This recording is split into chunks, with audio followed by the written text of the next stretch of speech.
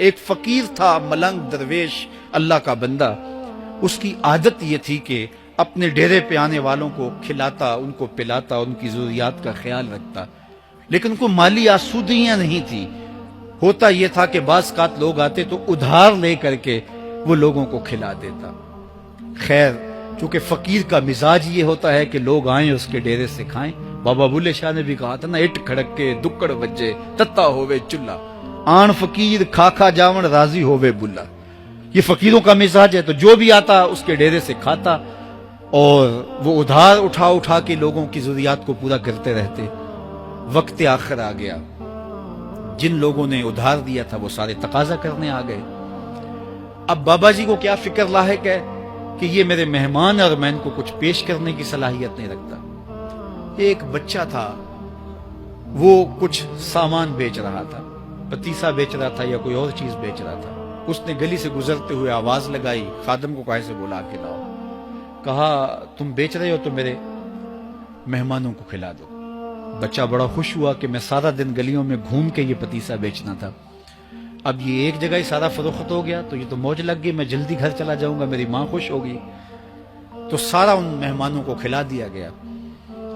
اور اس کے بعد کہا بابا جی پیسے؟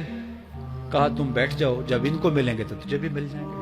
وہ بیٹھ گیا، 2 4 10 منٹ بیٹھا تو بچہ تھا، پھر کھڑا ہو گیا، بابا جی پیسے؟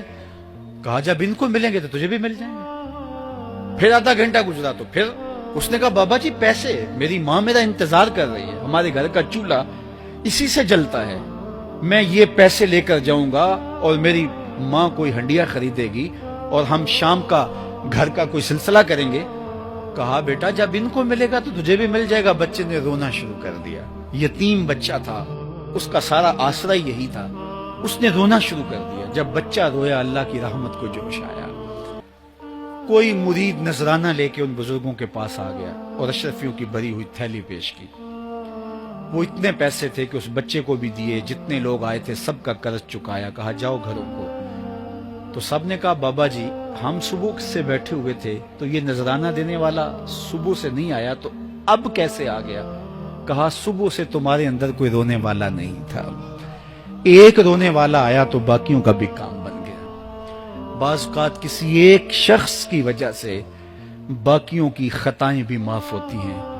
آج ہم اجتماعی طور پہ تا حد نظر اندر باہر اوپر نیچے اتنے لوگوں کے ہجوم میں اللہ کی بارگاہ سے یہ توقع رکھتے ہیں کہ مالک اتنے ہجوم میں کوئی ایک تو ہوگا جو تیرا لاڈلا ہوگا، کوئی ایک تو ہوگا جو تیرا بہت قریبی ہوگا، کوئی ایک تو ہوگا جس پہ تیری رحمتیں برسیں گی.